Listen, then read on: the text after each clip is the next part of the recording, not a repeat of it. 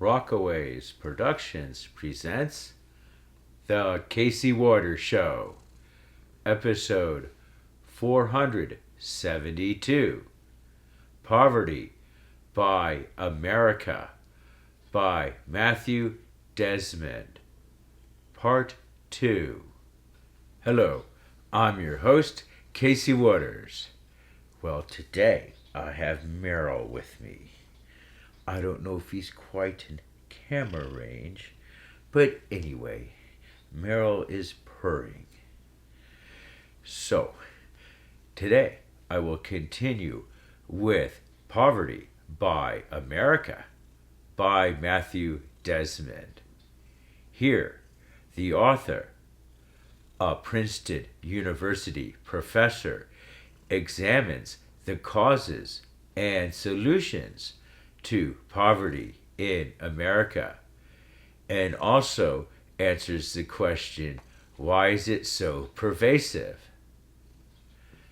Today's show will feature background footage from Barrawallow Mountain. Barrawallow Mountain is located in Girton, North Carolina. To get there from Asheville, North Carolina, take Highway 74A east, go past Fairview, and over the Eastern Continental Divide, crossing into Henderson County. Maybe a little under a mile, between a half a mile and a mile, something like that, you'll come to Barrawallow Mountain Road, which goes off to the right. Follow this road, which becomes a dirt road, but then it turns paved again. At that point, where the dirt road becomes paved, at the summit of the hill, park. The trail to Barrawallow Mountain is off to the left. At the summit is a lovely cow pasture with some great views.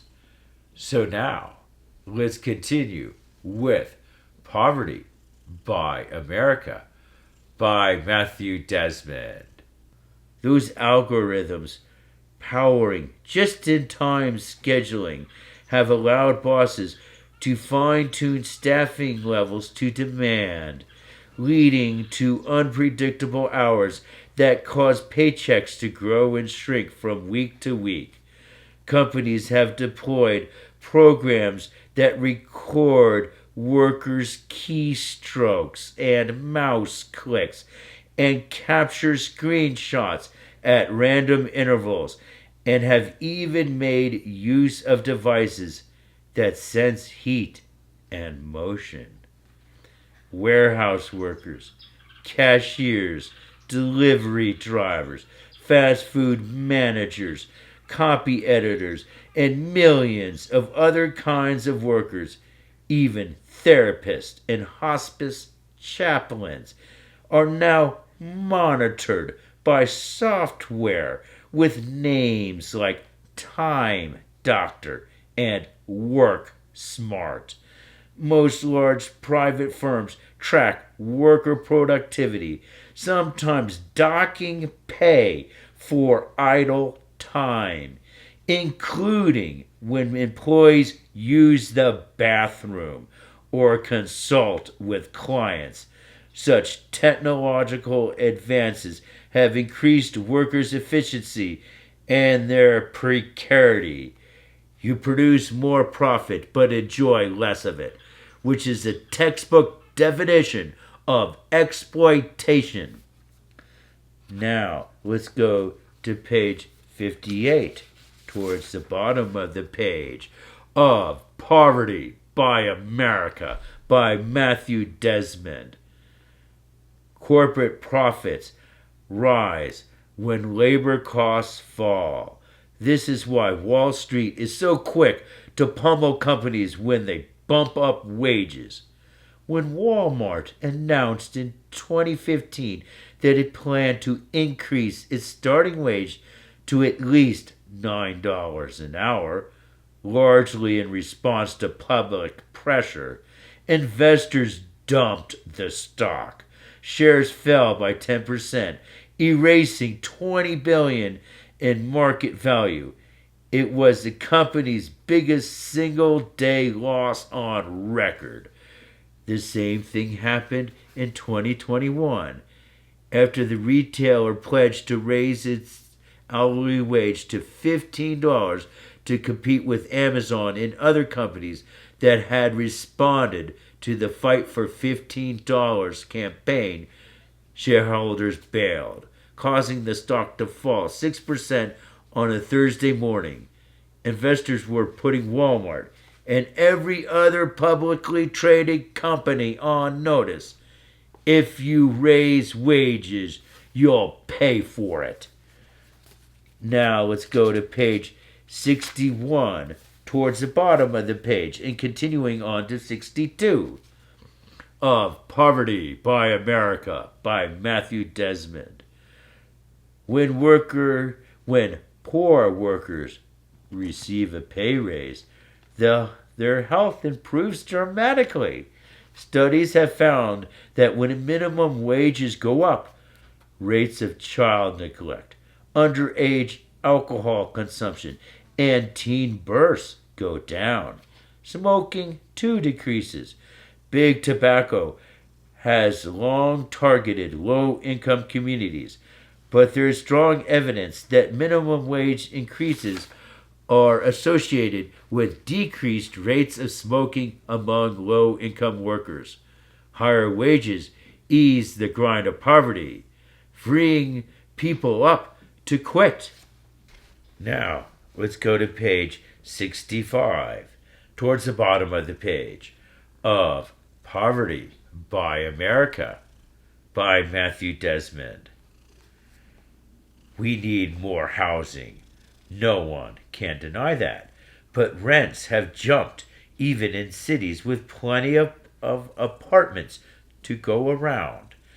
At the end of 2021, almost 19% of rental units in Birmingham, Alabama, sat vacant, as did 12% of those in Syracuse, New York.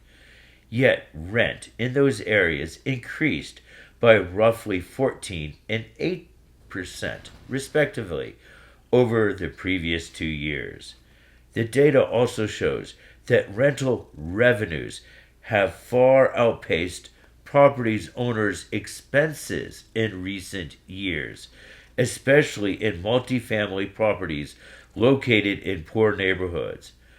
Rising rents are not simply a reflection of rising operating costs. There's another dynamic at work, one that has to do with the fact that poor people, and particularly poor black families, don't have much choice when it comes to where they can live. Because of that, landlords can overcharge them, and they do. Now, let's go to page 72, at the top of the page. For much of the nation's history, banks were for white people, and even today, banking while black can be a harrowing experience.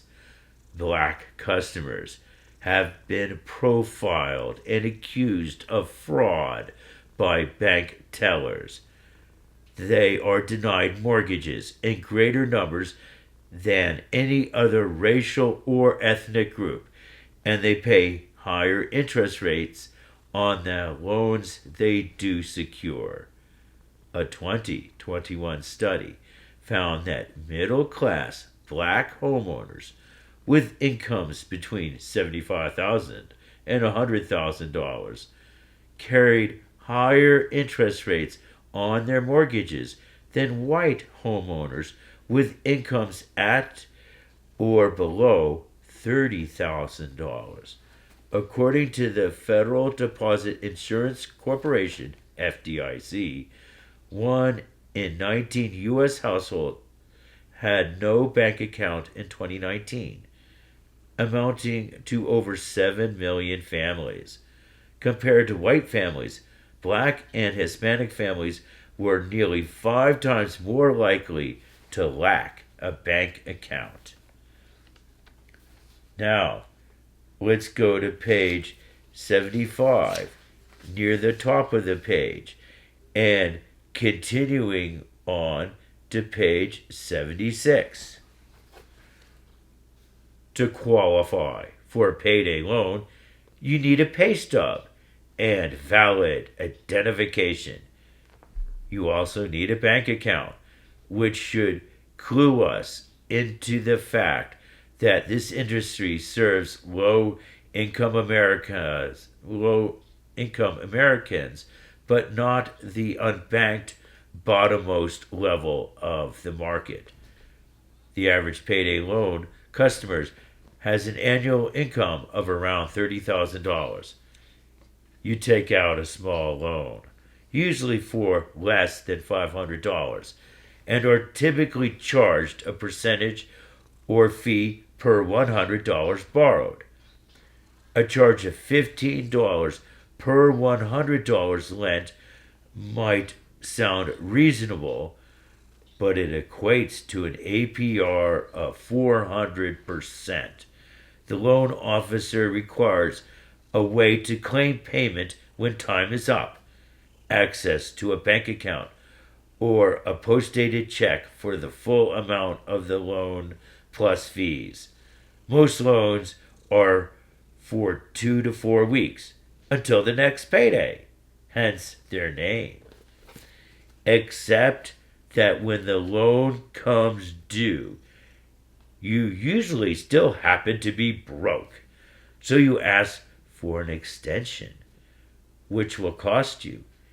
If you took out a 2-week $400 loan with a $60 fee, $15 per $100, the loan officer might allow an extension if you pay the $60 fee when the original loan comes due.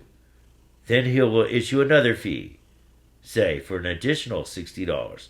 Just like that, you are charged $120 for borrowing $400. And that's if you ask for only a single extension. 4 and 5 payday loans are rolled over or renewed. Because payday loan services have access to your bank account, they can overdraw your account, piling bank fees on top of loan fees. Roughly a third of all payday loans are now issued online, and almost half of borrowers who have taken out online loans have had lenders overdraw their accounts.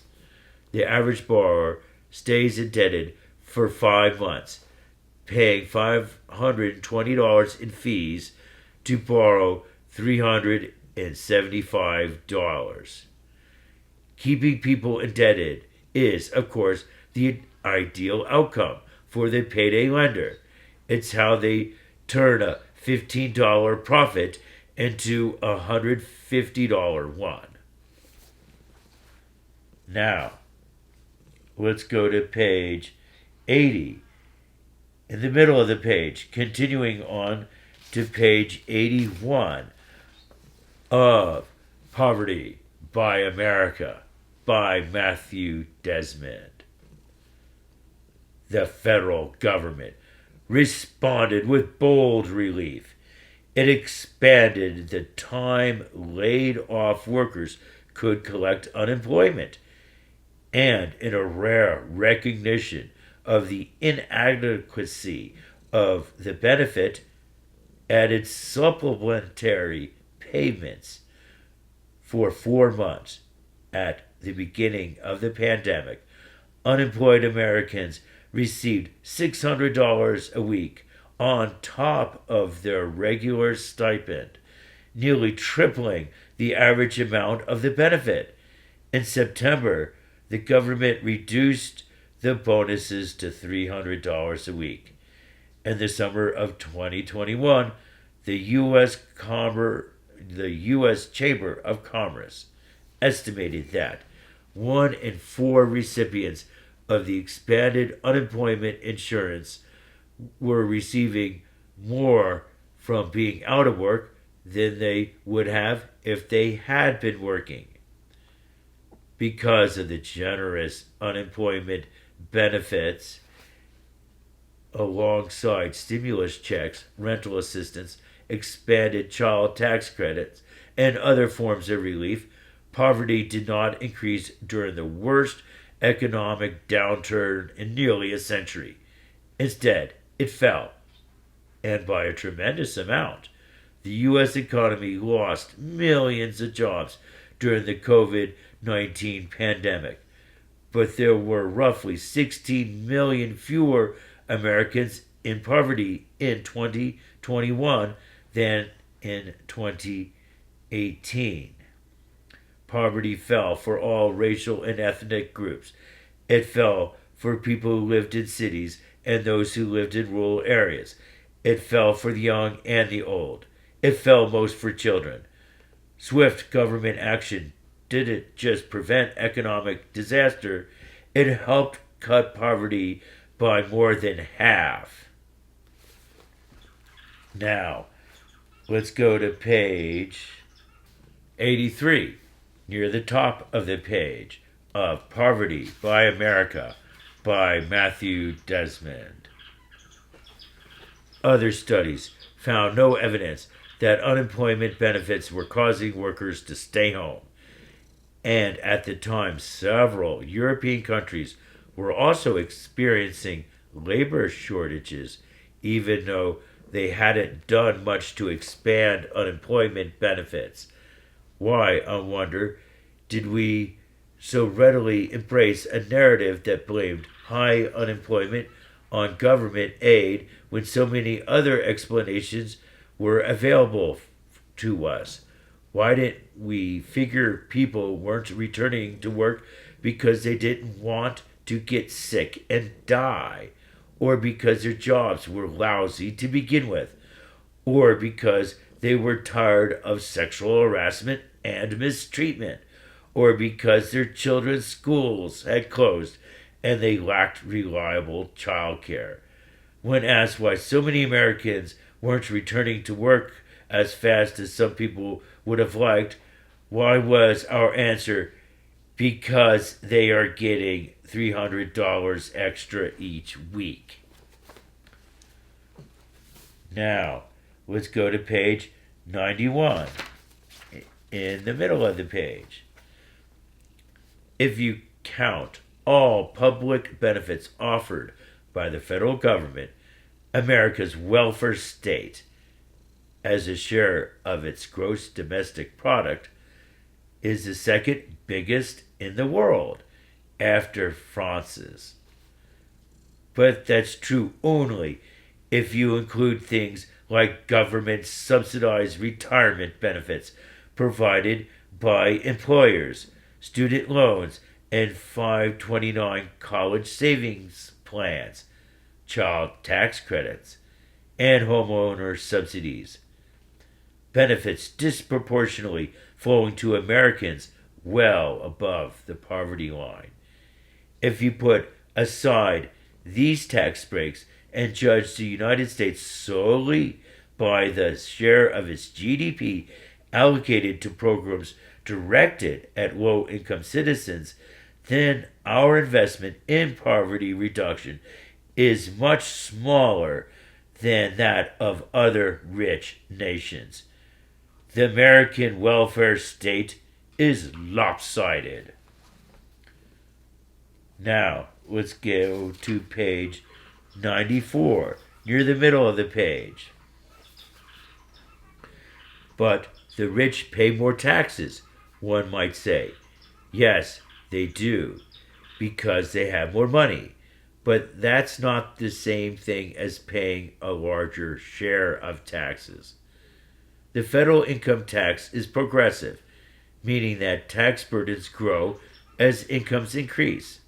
In 2020, it was 10% for the poorest individuals with incomes at or below $9,875, 24% for middle-income individuals with incomes between $85,526 and $163,300, and 37% for the richest individuals with incomes at or above $518,401.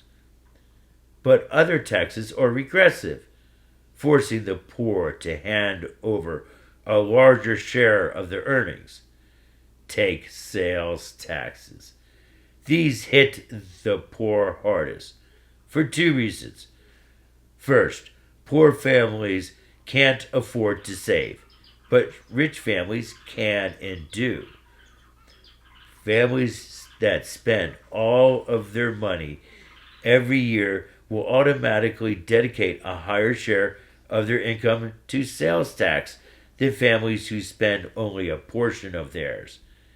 Second, when rich families do spend money, they consume more services than poor families, who spend their money on goods, gas, food, which are subject to more sales tax. The progressive design of the federal income tax is offset by the regressive nature of other taxes, including the fact that wealth, in the form of capital gains, is taxed at a lower rate than wages. When all taxes are accounted for, we're all effectively taxed at the same rate.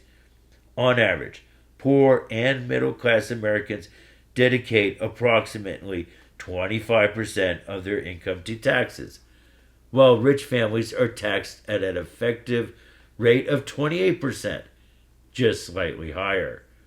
The 400 richest Americans are taxed at 23%, the lowest rate of all.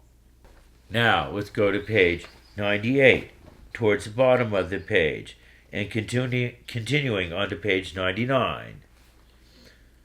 With respect to the federal income tax, some believe that middle-class taxpayers are carrying the poor on their backs. But let's look at the data. In 2018, the average middle-class family had an income of $63,900, paid $9,900 in federal taxes after all deductions, and received $13,600 in social insurance benefits, like disability and unemployment, along with $3,400 from means-tested programs, like Medicaid and food stamps. In other words, the average middle-class family received $7,100 more in government aid than it paid in federal taxes. A serious return on investment. The claim that middle-class Americans are subsidizing the poor with their tax dollars and receiving nothing in return just isn't true.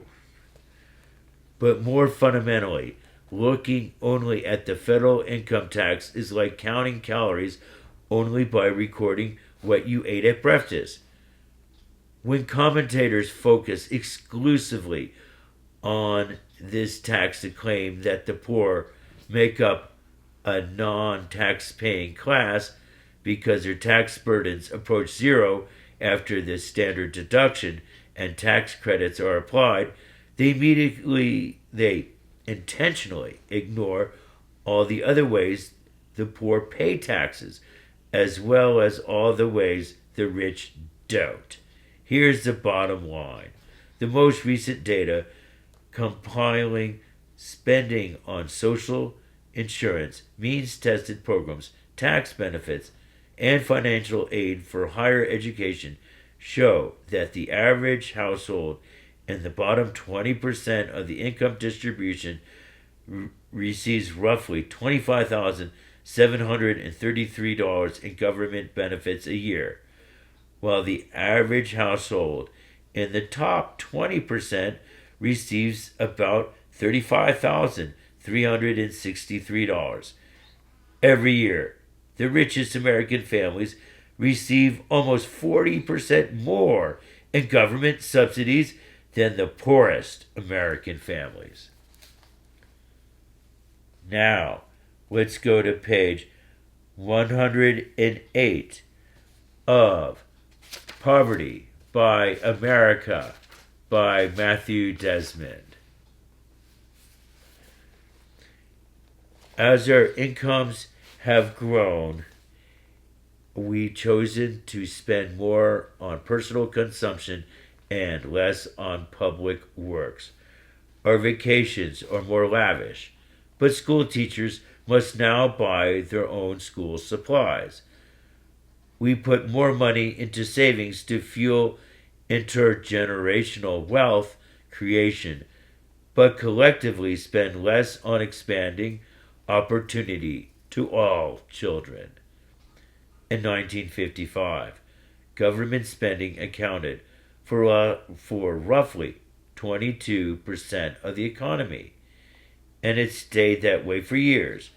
But during the last quarter of the 20th century, public investments began to decline. By 2021, government spending on all public goods, including national defense, transportation, health expenditures, and programs to ease the pain of poverty, made up just 17.6% of GDP. Meanwhile, personal consumption grew from about 60% of GDP to 69% over that same period. A 9 percentage point increase might not look like much, but in 2021, that amounted to more than $2 trillion. What happened? A major driver of this trend was the biggest tax cut in U.S. history, the Economic Recovery Tax Act of 1981, proposed by Congressman Jack Kemp and signed into law by President Reagan, reduced federal tax revenues by more than 13% over 4 years.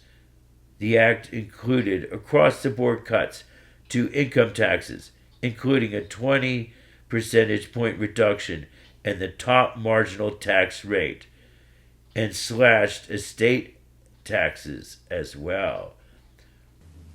Casey Waters Show. Producer, Casey Waters. Graphic editing, Judson Laird.